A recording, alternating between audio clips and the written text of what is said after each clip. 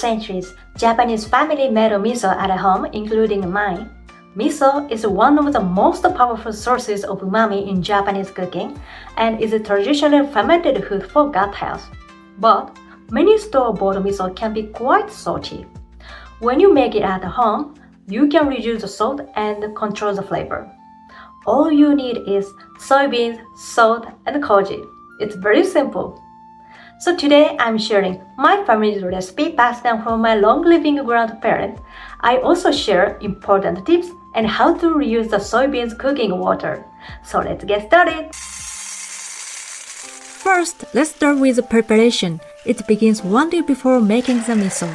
It consists of 4 simple steps. Rinse and drain the soybeans, then soak them in water. Letting the soybeans absorb enough water is crucial for making a delicious miso, so don't skip this step. Then let's cook the soybeans. I recommend using pressure cooker since it saves a lot of time. When I think about my grandparents who didn't have pressure cookers back then, I can't help but respect them. Next, let's prepare the koji and salt mixture. To make homemade miso with less sodium, I would recommend controlling the salt between 9 and 10%. When I first saw koji, I was fascinated by this delicate mold. It's the heart of Japanese fermentation and the mother of sakekasu.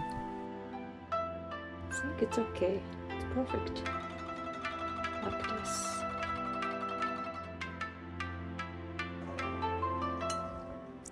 After boiling the soybeans, let them cool slightly, then blend them while they are still warm.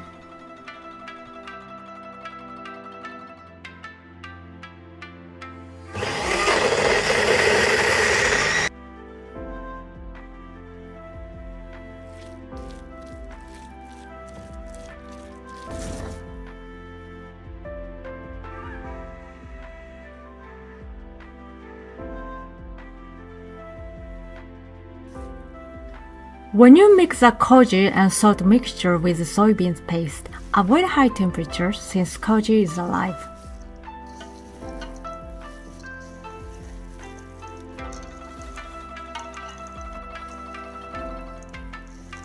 After mixing everything well, shape the mixture into small balls. This helps eliminate air pockets when you pack them into a zip bag or container.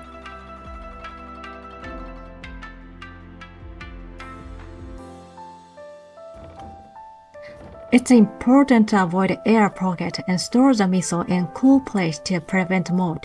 Because miso is a living food, lower salt versions are more likely to develop mold. If you're a beginner, I recommend keeping it in the fridge and storing in a zip bag for safety. Then, your miso is ready! Lastly, I'll explain how to reuse the soybean cooking water. In my family, we love using it as dashi. It adds rich, savory flavor to meals.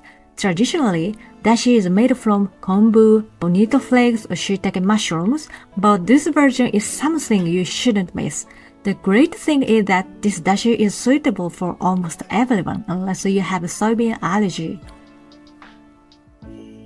Here you go, your delicious miso soup is ready.